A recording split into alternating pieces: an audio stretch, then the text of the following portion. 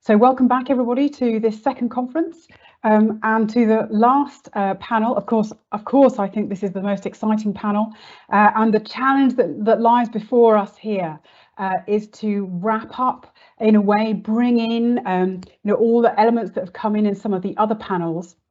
And so the way that we're going to run this one slightly differently from the other panels is to try and have a facilitated conversation between these four fantastic speakers, to see how we can really get at what I think is almost the hallowed ground of where we're trying to get to, beyond simply uplifting our own literacy, which is absolutely very much needed, understanding the scenarios and how we can respond, but importantly, how we can adapt to maintain decision advantage in a climate insecure world. So how are we going to get ahead of the game? And of course, there are other geopolitical players out there who in many ways are and have been pre-positioning themselves along some of those insecurity shatter belts, as has been referred to in various ways by some of the other speakers, and are there and poised to not just to respond, but actually to get ahead of the game. So rather than introduce all of my speakers, one by one, not least because I couldn't possibly do them justice, they are such an august set. I'm going to bring them in one by one and ask each of them to, in a way, give a little bit of the context of what they are going to be bringing, particularly to this issue of adapting to maintain decision advantage. And so I'm going to kick off, of course, with Lieutenant General Richard Nugee, who in many ways has started this whole thing.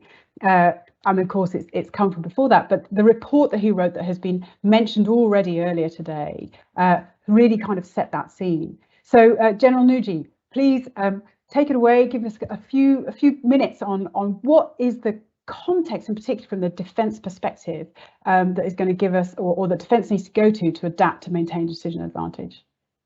Thammy, thanks. And before I do, I just wanted to say thank you to all the other panelists and the whole setup of this conference, because I mean, I've written absolutely shed loads of notes, as I'm sure many others have. I think it's been a fantastically insightful conference, and there's been some absolutely brilliant phrases which I think we can all take away. And one of them I want to use is one that Laurie mentioned actually just on the last panel, which is to have an initiative mindset. And I think that what defence brings to this, and what the defence, if you like, thought process brings to this, is two things. One is, or three things really. One is a boundless optimism. You can't be somebody in the military if you're not optimistic, because you'd never go into battle if you thought you were going to lose it. And so this boundless optimism that I have found in almost every single military person when put under pressure is something that I think that we can bring to some of society about climate change and about the conflict that will, I think, inevitably rise as a result of all the things we've heard about on the conference today. And this is not blind optimism. This is optimism based on we must do something, we can do something, and we need to do something that I think is really important, and it's something that the military can bring to the party. And I think with that is most military people spend an awful lot of time planning, and as we all know, that planning is far more important than the plan, because the plan always goes wrong the moment you put it into practice. But this concept of planning, and the concept of I'm going to take action, is something, again, that I think brings a slightly different nuance to perhaps some of the more doomsters that we hear in the sort of environmental world. We should not underestimate the challenge that is in front of us as a world, in either the environmental space, in the biodiversity space, in the pollution space, in all the things that are damaging our planet at the moment. We really shouldn't underestimate that. But if we allow it to overwhelm us and we despair, then we end up doing absolutely nothing, and we just live with the consequences, which will be catastrophic to our way of life as humans. And therefore, I think there is a real piece about, yes, we need to do planning. And I was really impressed with what was said by Sharon earlier about the way that the US military are incorporating in their COCOMs and their commands climate change either as a factor in an existing, if you like, scenario or a scenario in its own right. That sort of thing is something that we really need to embrace in this country as well, I would suggest. But it's that concept of planning, it's that concept of then going and doing something about it. And I think that when the military set its mind to it, it does do something. And I'm, I'm in awe of what the Army's been able to achieve of over £200 million worth of Project Prometheus, actually getting after. And it's not just getting after reduced emissions. It's getting after self-sufficiency, saving money, and most importantly, from my perspective, getting after resilience against what is going to happen to us. So I think that there's a huge amount that the military offers. I think that there's a huge amount that a military mindset, and I don't mean by that a sort of a hard power type mindset, but it's the thinking, it's the policy, it's the planning that military people go through, linked with, well, let's get on and actually do something about this that will really bring a change. And I think that will bring, in your words, Thammy, decision advantage over time. I think it'll take a long time. I think we have got so many hurdles to get over, without doubt. And policy and politicians and the whole politics of this, which if I might, I think some countries like the US find an awful lot more conflicted than other countries, perhaps in Europe, from the way that it's just gone. And I really sort of reach out to them as I think it's really difficult in the US in some parts, and much more difficult than perhaps it is here. But actually, the reality is a military mindset will bring you decision advantage because of the sort of things I've spoken about. Thammy. So, and Richard, that's really great to hear you reiterate that. And we'll get further in this conversation into, what does that actually, how does that manifest itself with regards to what can the military actually do? And we've heard earlier today about how either some of the way the military has reacted or some of the way the military has brought some of those efforts in has seemed naive because there hasn't been the right level of kind of evidence backing it up. And so this is where I'd particularly like to bring in Professor Josh Busby. So pleased to have you on this session. I've even been reading the book. Yes, the latest one that's out. Can't recommend it enough to everybody. This book and the kind of work that Josh does, really lays down that evidence base that will take us that not just a tactical, but an operation, if not strategic leap further forward. And so, Josh, I'd really like you to come in and just bring, again, your perspective on, how are we going to move this beyond resilience, beyond mitigation, into that kind of pre-positioning for advantage? Terrific. Thank you so much for having me. So I approach this as an academic who has been involved in research on climate security for almost 2 decades. I was funded by the U.S. Department of Defense under its Minerva initiative for 2 projects on African political stability and climate, another on Asia and complex emergencies.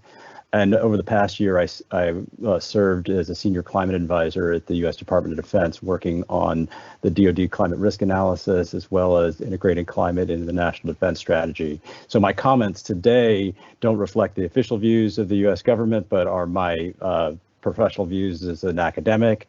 And I thought I'd start in a general way and preview what I can expand on in additional remarks by saying, it kind of depends on what we're worried about and when. So are we worried about the impacts of climate change? Are we worried about the impacts of responses to climate change for the defense mission? Are we worried about impacts on bases? Are we worried about impacts on training?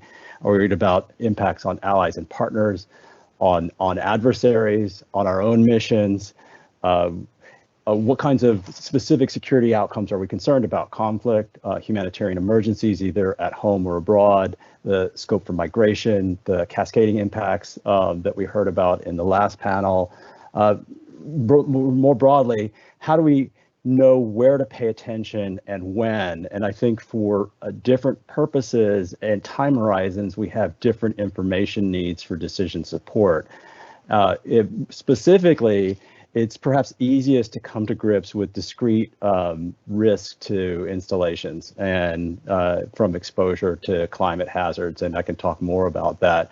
On the other side of the spectrum, it's much more difficult to come to grips with those cascading risks that we heard about in the last panel. And so I think I can elaborate in more detail on the variety of ways from hotspot risk mapping that I've done in my own work to more prosaic near-term risk assessments, which I think are only now in beginning stages of work, are the kinds of tools and instruments that we're going to need going forward.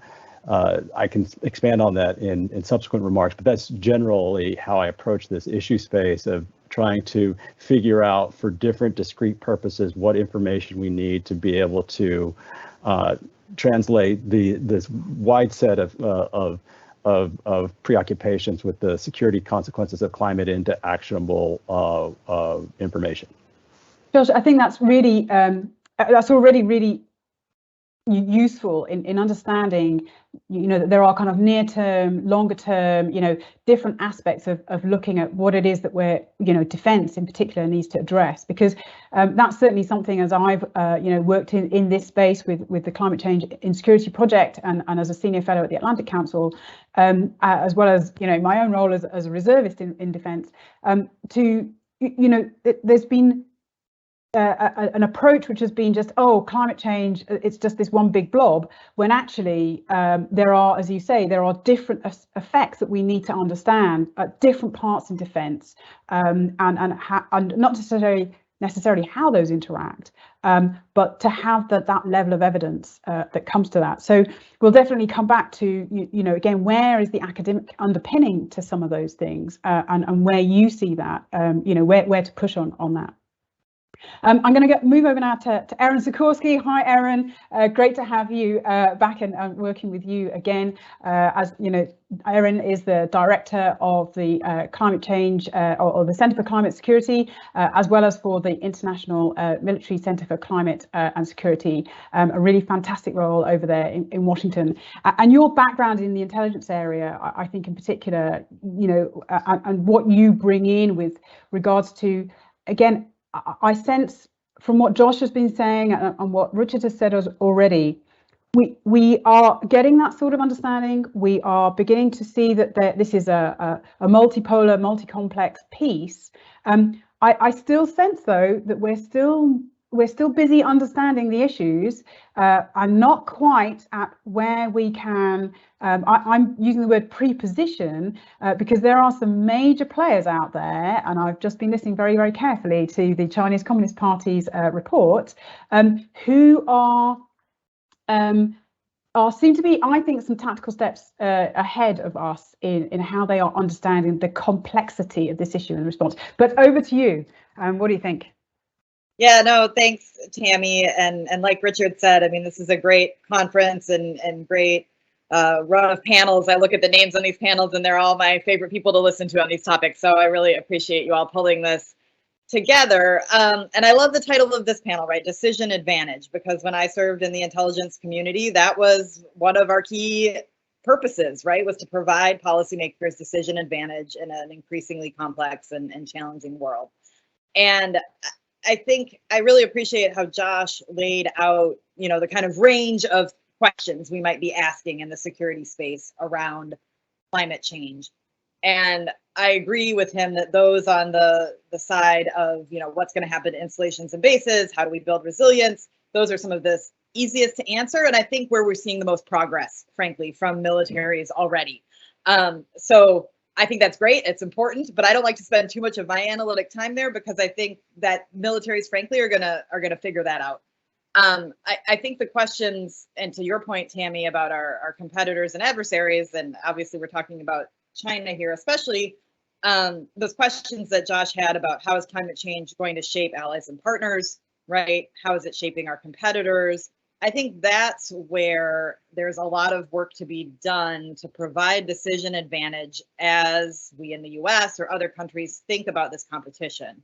I think the new national security strategy from the United States released a few weeks ago does the best job that I've seen of any government document over time linking climate issues and transnational threats to the competitive environment that we find ourselves. And I think it provides a good strategic framework for thinking about how these issues connect, but then what does that actually mean for the national security practitioners, right, in DoD, in the intelligence community who are carrying out this work. And what it means for me when I think about this is that I want the China team, right, to be able to bring a climate lens to everything they're doing, right, to better understand Chinese behavior on the world stage, to better understand the Chinese military's ability to prepare for conflict, right? How is climate change going to potentially shape that? How is it going to shape Chinese economic decisions, right? Instability within China itself, the physical risks to China's military infrastructure. All of those questions I think are really important.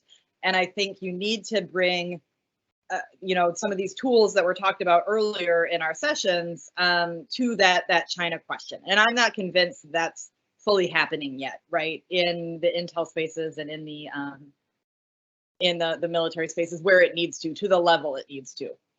I also think in addition to understanding where China's coming from, I think it's also helps us understand and better prepare our own potential operations, or the US or others' potential operations in the Indo-Pacific, in our competition there, and thinking through contested logistics, right? Thinking through scenarios. I too share General Nugee's pleasure at hearing that the DoD is bringing climate into its wargaming for the combatant commands. I think that's so important. But it needs to be a regular part of business, right? It's not just a one-off that we're doing one climate exercise and check the box, we've done that.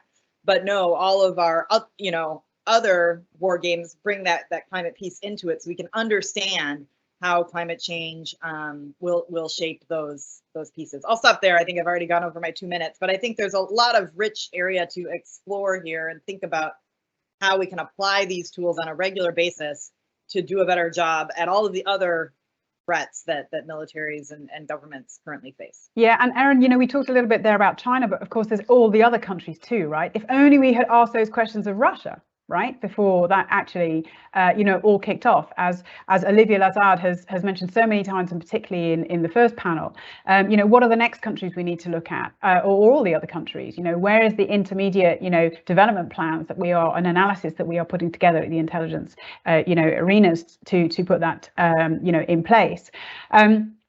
And so, Thammy, could I just come in there? You wanted this to be Please interactive, because actually what you just said about Russia is, I think, so important, because the graph that Olivia put up showing that most of the minerals that we want for our transition away from fossil fuels and into green energy are in the Donbass.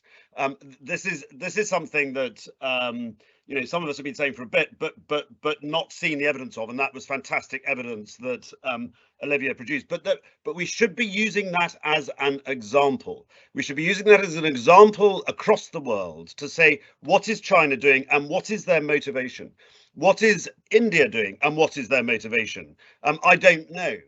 But there are other countries in the world who are looking at the rare earths, the minerals that we need in order for us to transition from fossil fuels, and are doing something about it in a way that we are almost blind to, and certainly blind to in terms of decision making. And I think that going on what Erin's just said and what Olivia said in the morning, it is actually, you could build brilliant scenarios around it.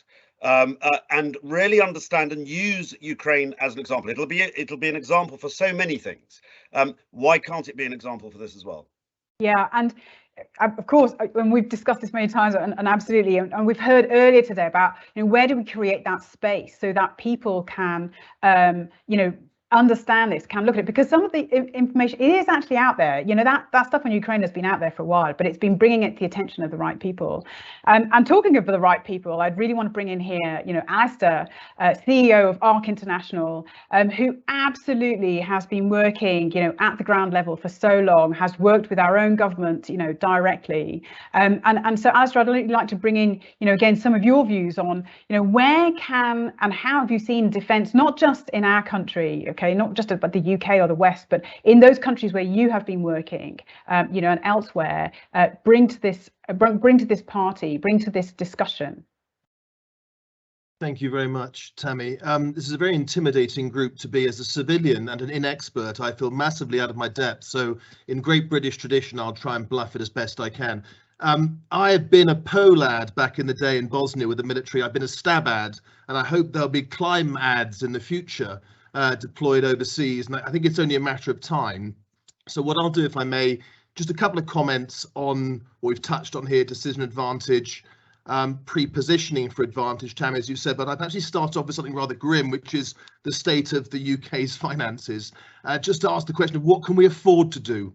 There's been some fantastic conversations today, but we have to remain grounded. I've worked in lots of places in the world, and I should say, as an ex-UK government employee, I run an organisation that essentially deals with the consequences of instability. So I work on human trafficking in West Africa, I work on child soldiers in Yemen, I've worked on Syria, I work in Yemen, Lebanon, Mindanao, Indonesia, places that will have and are experiencing the effect of these climate-driven insecurities. But what can we afford to do?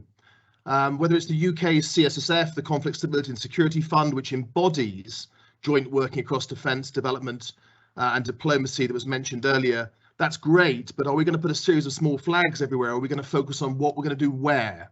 And why are we going to do that? And when we've decided that, what are we not going to do as a result?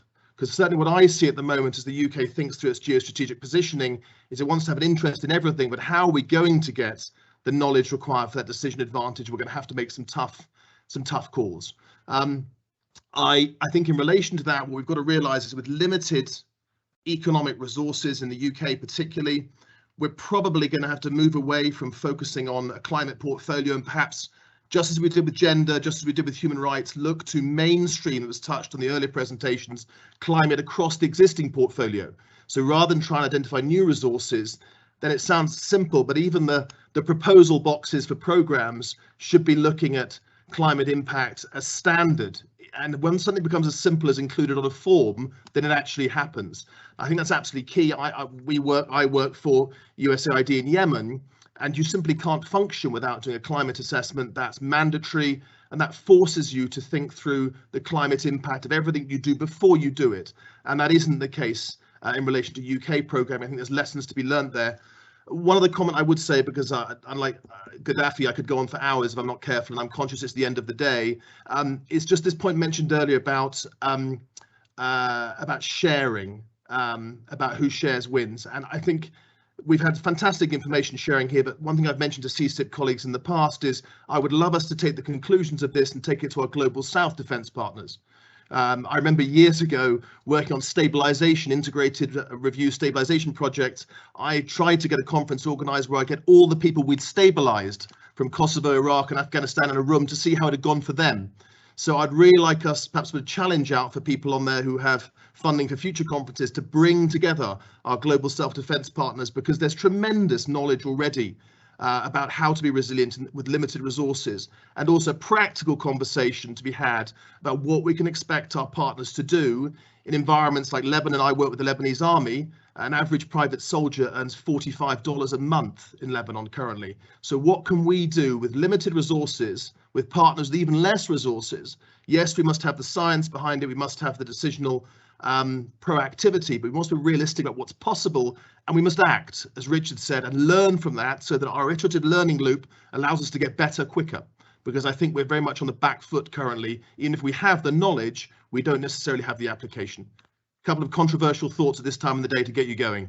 No, absolutely. I mean, I very much, it's very much part of the work I've done, you know, in my time in security sector reform, is very much about bringing in that local perspective and bringing in local actors and bringing in local ownership, you know, governance and accountability. And that's where, if I turn now to Josh, you know, I know from your book, here it is again, folks, if you want to get it, it's really good, that looks at not just because we're so good at looking at the negative aspects, but there are elements that, you know, there's a whole section in that book which looks at how a couple of countries have actually had a how they've adapted, how they've worked with these things, and how they have had to make the most of this. And this is one of my concerns, is that some countries are actually moving ahead on this already, and we are very late to the party. So Josh, I know you've been working with the defence side as well on the US, and I don't know how much you could really go into that, but you know, what can we do better? How can we do that which will get us ahead of the game? So just for a moment, I could go into that argument a bit. I looked at paired cases of Ethiopia and Somalia. Why did you get famine in Somalia after drought, but you didn't in Ethiopia? Why did you get large-scale loss of life in Myanmar after exposure to cyclones, but you haven't in Bangladesh and India? And the reasons that I talk about in the book are about increased state capacity and political inclusion and the judicious use of foreign aid in Ethiopia and Bangladesh, that they were able to make tremendous use of international assistance to deal with discrete hazards, food security and drought problems in Ethiopia. And in Bangladesh's case, they were able to do early warning systems, investments in cyclone shelters, and put that to great effect. So the mortality from exposure to climate hazards has gone down in both countries. Although another lesson that I talked about in the piece this week in the conversation is how those successes can be undone, as we've seen with the emergence of civil war in Ethiopia, which hopefully with yesterday's ceasefire and peace settlement will put that to bed finally, although we'll see. So that suggests that outside actors who have an interest in supporting local adaptation can help societies make investments and improve state capacity. It's much harder for external actors, well-meaning external actors, to sort of force political inclusion in societies that aren't so inclined. And I think that's another lesson of my work. The secondary conclusion, though, for defense is, what is our role, or what is the role of the defense side of things? Because what tools do, if we say we in the defense sector, have to deal with these challenges? Most of the instruments are going to be civilian sector development and diplomacy. And so we have to think very carefully about, is there a role to play for militaries in this space? We've talked about, you know, joined up policy that's kind of whole of government, that's integration of defense, diplomacy, and development.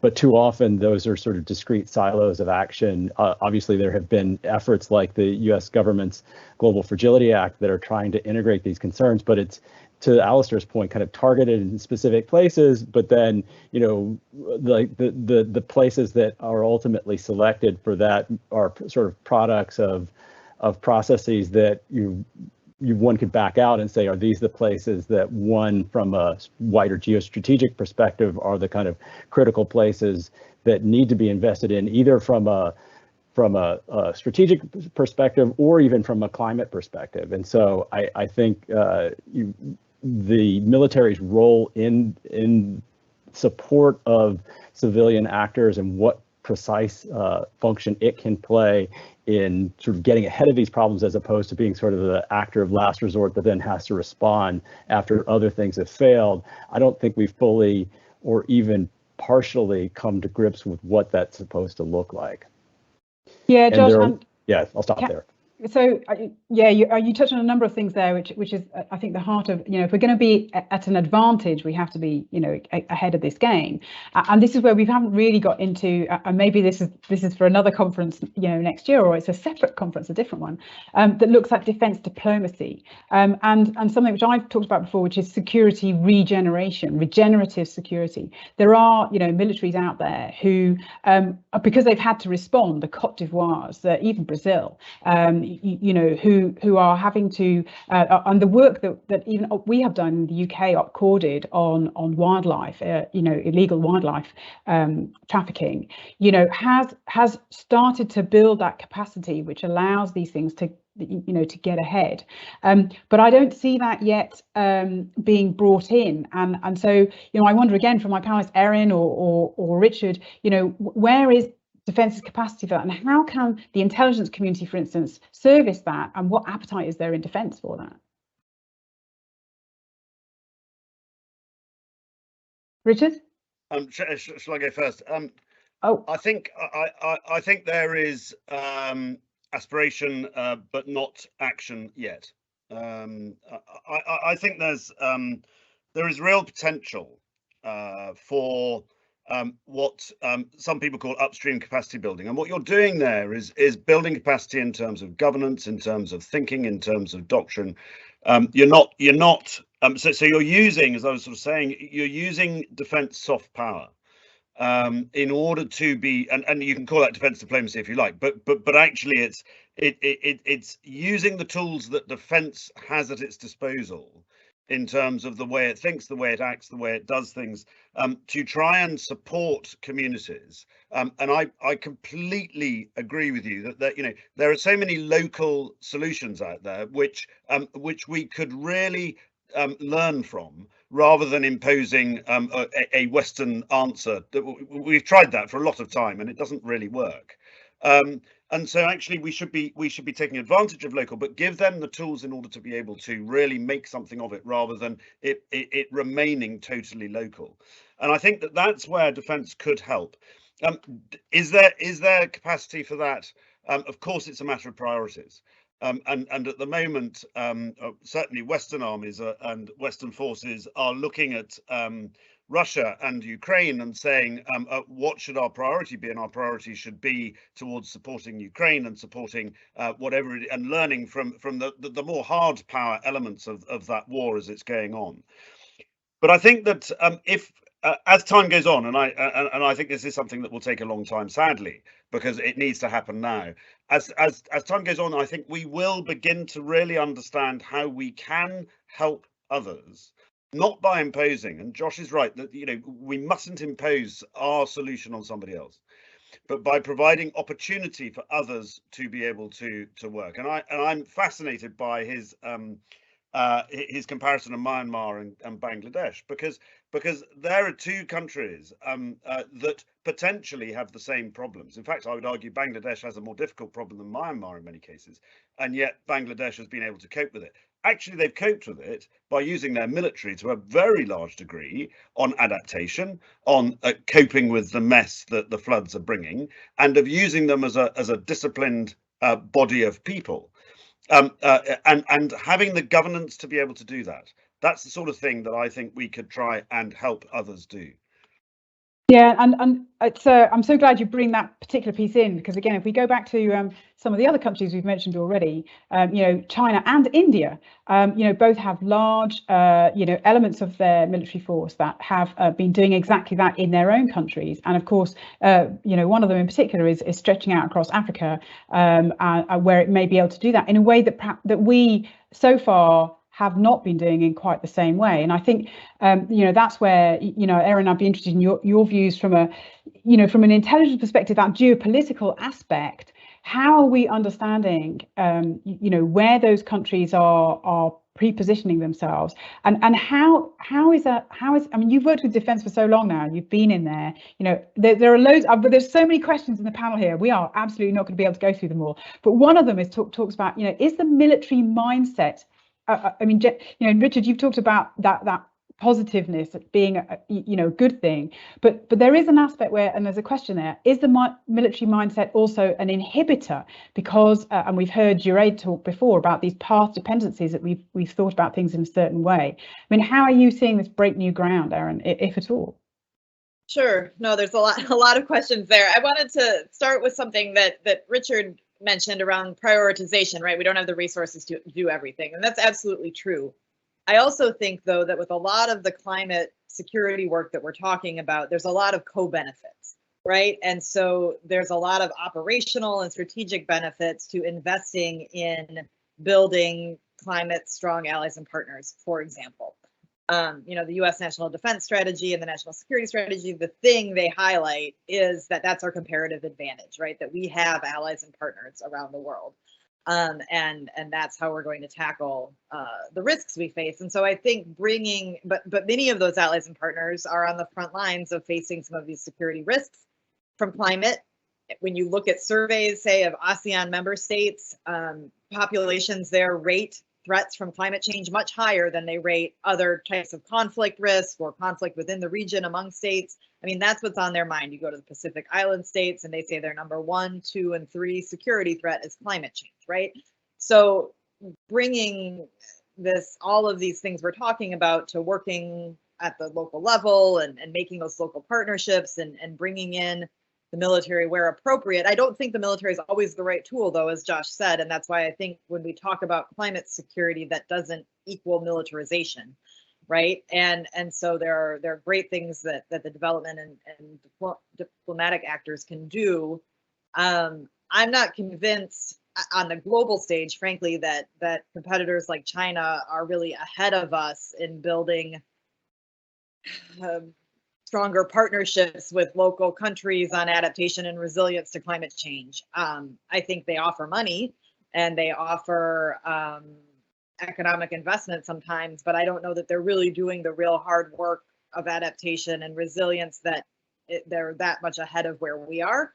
I don't think we're doing as much as we need to as well, right? Clearly the conversations we're having around climate finance and the upcoming COP next week and funding for adaptation and resilience isn't there to the level it needs to be. But I think, we win more by funding those types of programs than we do trying to look at where I don't think the Chinese military, frankly, outside of its borders, is doing much that is viewed very positively by other countries. Not that they won't take Chinese money, but I'm not as worried about that as I'm worried about the West just falling down on its leadership in a way that leaves countries hanging, leaves them more frustrated with us, and then if we need them for other things, they're not there when we want them. Yeah, and so we talked a lot about whether the military would be the right tool. Alistair, are the military even welcome in some of these places? You remind me of a survey once done by the UN, I think somewhere in West Africa, what the greatest source of instability was, and the number 1 answer was the UN. No, I'll touch on a few things if I may. I mean, firstly, to Richard's point, I think the military brings significant, in my experience, planning expertise. This is absolutely critical. There's a lot of well-intentioned amateurism when it comes to cross-departmental working. And I think one thing I would note as perhaps a do-out for this is so much of this conversation has already happened over the last 20 years on stabilization programming, whole of government, 3 block wars, etc. So I think taking a lot of those lessons and thinking how have we worked together on stabilization critically, what can we learn for working together on climate, I think is key. I wanted to mention something else. Erin mentioned co-beneficiaries. I think that's absolutely right. But when we look at the relationships with foreign militaries, and we're talking about paradigmatic shifts earlier, how much of those relationships are based on COIN and CT cooperation? Now, that kind of whack-a-mole, the post 9/11 focus on CT, much of which, of course, is actually perhaps dealing with symptoms rather than causes, and many of those overlap with our climate concerns. How are we going to adapt some of our vetted unit programming and our support and the more kinetic activity to foreign militaries to say, well, actually, for a values-based foreign policy that's climate friendly, what we need is to actually enhance the social contract between militaries and their people. And for that, the kind of programming around climate adaptation is really good for the work we do beyond CIMIC and other bits and pieces. So I think there's an opportunity here. And I think that so much of the conversation is negative. And I'm sat with you this evening currently in Jordan. And even in the difficult neighborhood this is, opportunities to exchange solar for desalinated water between Israel and Jordan. There are opportunities. They're not without problems. But I think if we only look at climate through a negative lens, there are chances and opportunities, I think, to have a positive sum rather than zero sum look on all this. I'd also say there is experience, and I've been involved in it here, of joint planning where defence development and diplomacy actors can get together, but that process is not automatic. So I think when we've talked a lot about education today. We've talked about people have mentioned the integrated review and the development international development strategy in the UK, which really focus on the importance of expertise. So how are we going to ensure that we have competence in the individuals that we send overseas, because we're not going to be sending a lot of money. And I think that's absolutely critical that we focus on where we're going to develop, whether it's to counter climate denial or to have catalytic effect overseas. It's not going to come through large sums of money. So I think focusing on what is our approach towards developing that center of excellence for climate adaptation and engagement in the global south is critical. We've done it on issues to do with CT and elsewhere. We now need to adapt that paradigm to bring in our partners on a new challenge, which will be realized in many of the same ways. But I'll leave it there, Thammy. Josh, I mean, I'd like to bring you in here. So a number of elements were mentioned there, and particularly the issue of zero sum and non-zero sum. And I, for so long, and we've heard it talked about earlier today. It's been an either or. Either you can do kind of development aid and around kind of climate security, climate change stuff. It wasn't even called climate security. Where is the the state of the study on this, moving towards seeing that climate and addressing climate security has co-benefits that are something that defense has a role in? Yeah, I'm not sure if the academic community is quite as focused in that way that you suggest that it should be. But the way I would approach this is thinking about where they're overlapping from the U.S. perspective, for example, where are there overlapping strategic priorities in climate risk? And obviously Pacific Islands would be a central concern from that perspective. And so what is the offer set that the U.S. and the other partners in the Pacific would have for countries that are likely to be most affected by climate change? And so that would deliver on addressing, as Erin suggested, their #1 security priorities, but also potentially redound to have benefit for other purposes if that were to come. And so I think trying to use initiatives like the Prepare initiative that the President Biden has articulated for adaptation resilience ought to be focused squarely on those high priority places of strategic concern and vulnerability to climate change. And there are also other emergent opportunities that can be taken advantage of from a mitigation perspective. The recent election in Brazil ought to be seized upon for Amazon restoration, renewal, and so there may be similar opportunities in other places that just the President-elect Lula has suggested he would like to see a partnership with other forest-rich nations, Indonesia and the Democratic Republic of Congo. And so, this is to Alistair's point earlier about we can't do everything everywhere, so we need to be focused. And so there ought to be a sort of process of prioritization that thinks through what are the places from a climate either mitigation or vulnerability perspective that are central, and then where is it overlap with strategic priorities. And the Pacific is central from a U.S. government perspective, obviously, but there are other places as well. And so trying to think that through carefully and then develop an offer set that is multidimensional, that isn't just purely from a defense perspective, but that brings in other other resources from development and diplomacy. But obviously those have to be funded. It can't be all on the back of the defense establishment, for which it's just not as well suited to address sort of disruptions to livelihoods. Where the military may have the most role to play is in that capacity building for disaster risk reduction, as Richard suggested with respect to the role in Bangladesh and other places. And so I think trying to focus resources accordingly to key places, and then thinking about what the military can do, but only the military, is really critical moving forward. Josh, thanks. And it reminds me of some work I did with John Elkington before, and he's written way before that on a world. I think it was called 2052 was the book that was written. He wrote a chapter in there looking at how defense forces in the future may need to defend ecosystems.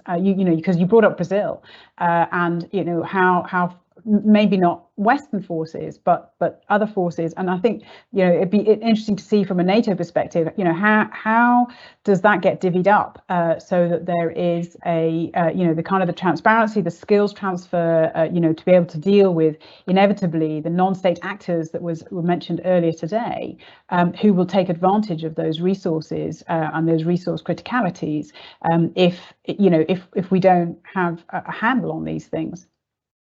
So, you know, there's a whole slew of things that we've touched upon there, and as I said, we've got so many questions, you know, that have come through. You know, I mean, there's a great line here. You know, the defence lines of development, DLODs. You know, they don't even start to address some of these issues. You know, and there's various different acronyms that are in defence that tackle those things. And so, what I'd really like to do now, as we kind of, because we're miraculously coming around to the end of our hour already, is I'd really like each of you to think and be able to say, you know, what is, you know, we've had a lot today in this conference. We've talked about literacy. Yes, literacy, clearly we need to have literacy. We've talked about horizon scanning. Yes, clearly we need to have that horizon scanning there. We need to have those scenarios that enrich, you know, options for responses. You know, we need to have, you know, a whole slew of elements that allow us to get, you know, catch up and get ahead. So I'm wondering, for each of you, what would you suggest is the one thing that defence, and let's say NATO writ large type defence, but defence needs to do next in order to be able to arrive or move us towards that decision advantage, and again, that can be within defence, within, you know, the military armed forces aspects, or it can be at the DoD level. It can be, you know, how we interact with local partners or with our own communities, of course, who still need to be convinced, or that dying breed of climate deniers that luckily seems to be getting less and less. So what is that one thing, that one suggestion you think should be done next? So I'm going to start with Alistair. On the ground, what needs to be done? I think work out what you want to do and where. So we talk a lot about comprehensive approaches, integrated reviews. There needs to be some integrated process of prioritization, which probably doesn't single out climate per se, but looks at the interface between climate and other conflict risks. In Yemen, where I work, you ask Yemeni people, their number one concern is resources. It's fights over land and water that are exacerbated by climate. If it's going to be easier to not call some of the climate-focused intervention, then let's not do so. Let's integrate it into a more holistic understanding, but let's be very clear on where we are prioritizing. And I think the lesson learned from, I hate to mention counterinsurgency in Afghanistan, don't do the most difficult places first. If we're going to learn to get decision advantage, let's work on some things where we think we can be successful and then speed up our learning. But we must have an explicit prioritization to ensure we know where we're working and why. Okay, prioritization, we'll probably come back to that. Erin, particularly, I think from that you know, intelligence perspective, how can intelligence, you know, move towards this? What for you is the big thing that you see that defence really needs to get to grips with and move forward on? Oh, you're muted. Unmute. Erin, you're muted. Can you unmute yourself? You're on. Am I on? Okay. Sorry. So I'm going to use a word that Alistair used earlier, which was mainstreaming. I think mainstreaming a climate lens into all of the regional strategies that defense departments pull together, that NATO is looking at, is really important. It can't be the climate office off on its own, right, with its little group of climate experts. You need that climate perspective brought in across the different strategies. I agree with Alistair that we need to prioritize, but there isn't a region of the world for a military like the US, which operates everywhere, where you don't want to be able to bring that climate perspective. And I think that requires the climate literacy piece we were talking about earlier. And that to me is not just another online training module, right? Where you do your sexual harassment training, you do your online information security training, you do your climate training. That's not it. It's about building a workforce that understands how climate change is going to affect their jobs. So it's very bespoke, I think, frankly. You've got different trainings for logisticians than you do for strategic planners, right? But everybody can do that. Everybody knows how to use the tools that are out there. I don't think we need to create more tools probably, but we need to create more people in national security who know how to use those tools effectively. And that to me will be what makes the difference going forward, because climate's going to shape everything, right? That the military and security communities do. And so you can't, you're going to miss things and get things wrong if you're not mainstreaming that perspective across the enterprise. Great, Erin, thanks. Mainstreaming, couldn't agree with you more. And so we've had prioritization, mainstreaming. Josh, from your perspective, come on, give it to us. What do we need to be doing? Right. Oh, you've muted yourself. Can you unmute? Ah, excellent. Am I unmuted? You're unmuted now. Go ahead. Okay. The floor is yours. There's a bit of a lag. So first, we've got to fully fund our development and diplomacy so that it doesn't become the military's responsibility as a last resort. Then we also need to look for other opportunities for enhancing the resources available for adaptation and mitigation. And I think that is a global effort on debt relief for climate. And then third, for the military, it's integration of climate security and a security cooperation offer for allies and partners. And that is both clarification of authorities and enhancing the resource envelope that integrates climate in amongst the security cooperation portfolio. Right now, at least as I understand it for the US side, there are very limited legal authorities to actually be able to do climate resilience work for allies and partners. And barring that, the Department of Defense's hands are a bit tied unless Congress provides more clarity on what it can and can't do. Great, Josh. Integration, of what defense can do on the climate resilience side. I agree. There's such a huge opportunity there. So prioritization, mainstreaming, climate resilience with partners. Richard, General, it's over to you. Come on, give it to us. What can defence do? What's your advice to UK defence and NATO and the others? So I have the enormous luck because actually building on all three of those, all of which I really strongly agree with. Defence usually its modus operandi, if you like, its way of doing things is to learn by doing. It's actually not very good at listening to academics. Forgive me, Josh. They tend to listen and say, yes, that's really interesting, and then ignore it because that's our mindset. We like to get our hands dirty and do something. So my answer to that is yes to go to prioritization, yes to go to mainstreaming, yes to really understanding how we fund this and making sure that there's collaboration.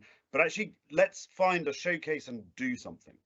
Do something that actually will make a material difference in a part of the world, and then turn around and say, this is what actually climate and security is all about. It's the Christoph Hodders of this world, and I have a lot of time for Christoph.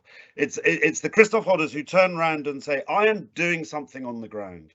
And that is what defense should be doing, in my view, is that we should find somewhere which is correctly prioritized, correctly coordinated, but actually we actually get out and do it, because without doing it, we won't learn, and we're bound to get bits of it wrong.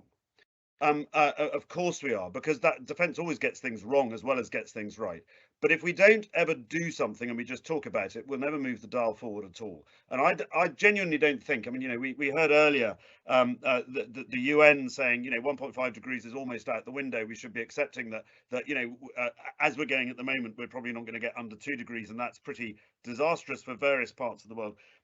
So let's try and actually do something. We don't have time to carry on talking about it. We should be actually acting now and finding that, and of course it would be, wouldn't it? But finding that perfect opportunity to actually do something to demonstrate that climate and security are a thing, and demonstrate how you can overcome that and provide peace and stabilization in an environment by using the military appropriately, and that's not militarization, that is using its planning skills, that is using its soft power, if you like, and making sure that the outcome of that is a more stable world. And I think, for example, that would be exactly what I would want the UK defence, but actually all defence, to do. Let's move to help the global south, who have it much tougher than we do, and really try and help them in the way that we can. That's what I would do, Thammy. Richard, great. We've got a few minutes left, and so I'm going to throw a bonus question out there for, let's see who comes back in. But because there was talk, there's a lot of talk in the chat about we need to do something. We need to move beyond chatting. We've spent an hour chatting here now, right? What are we going to do? What can we concretely suggest? There was a suggestion there about there was once a suggestion about maybe having a forward sustainability resilience task force or something like that UK defence could do. Why don't we dust off that concept, and maybe that is a suggestion. Brigadier John Clark has been on this panel.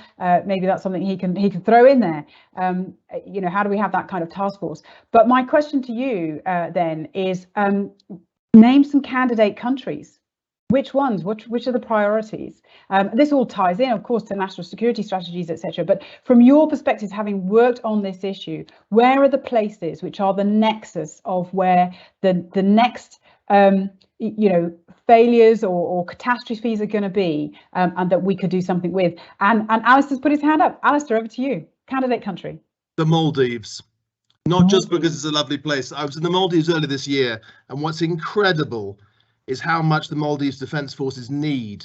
There are no Western embassies other than from one Brit, 1+1, with a police attaché. The Americans are opening, the Australians are opening, the Chinese are there. There's a massive strategic competition. For all the kind of visuals we've seen of the underwater cabinet, the Maldives is a fledgling democracy on the front line of climate with very little resources. If there's a climate emergency in the Maldives, you need to get a helicopter from India. The police don't even have boats. The Maldives deserves our attention, or it'll go to somebody else. So my candidate, small, it's manageable, it's geostrategic, Maldives. Okay, great. The Maldives. Okay, who else? Next candidate country. So I'm going to come in with one of the areas of the world that is going to affect Europe very significantly, and I'm in a sense being very egocentric in that respect, is the Sahel, south of Sahara. I was told, and I haven't studied it myself, but I was told that in days gone by, you might have had one or possibly two conflicts in those countries that are south of the Sahara. Now every single country has conflict, from the Atlantic to the Indian Ocean. That is going to cause significant issues because it's going to be impossible to live there. And therefore, choosing one of those countries where we have a strong relationship with now, and trying to help those countries, partly to stop migration, but partly to build their own resilience and their own governance, and help them try and understand how to deal with a climate where they are not going to be able to live in parts of their country because it is too hot. Yep, south of Sahel. Indeed, there are a number of countries there we could choose. Indeed. Any other candidate countries? Erin, what do you see?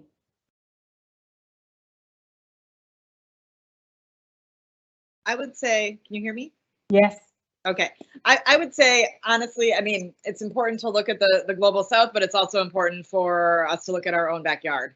And so I think, as we saw across Europe this summer, with countries having to deploy to manage the wildfires and the drought and the heat waves, that spending some time as NATO looking at the Balkans, for example, would be well worth its while, or even in Western Europe as well, as they think through how they're going to manage when summers like the one we just had are happening frequently and more intensely than ever before. Okay, and isn't it just that we weren't really looking at our backyard, that arguably we are where we are, or particularly Ukraine is where it is right now. Josh, do you have a candidate country? So, I expressed interest in Pacific Islands broadly, as opposed to, and there are obviously ones with closer affinity to the U.S. with the compact free association states that are both climate vulnerable and strategically important to the U.S. Central American countries are, in the sort of neighborhood of the United States.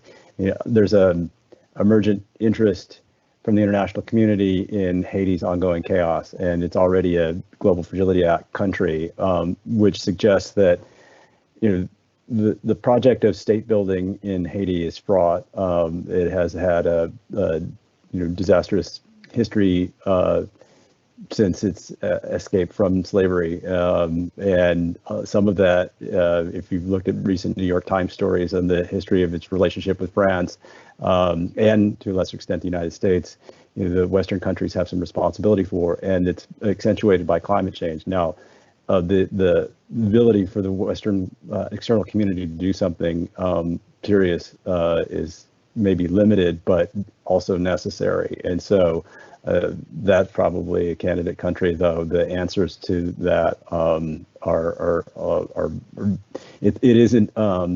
it's closer to the Afghanistan problem that Alistair noted, that it isn't necessarily one where the chances of success are high, but the necessity to do something to help support stabilization is probably urgent, given the violence that's ongoing and the climate threats that are battering the country every year. Josh, thank you very much. And you mentioned a piece there, you didn't quite say it in this term, but it's not one that we've really discussed much across the whole of today, but climate injustice, and that role that is going to be demanded more and more of Western countries to play their part in what is coming, and a positive part rather than a negative part.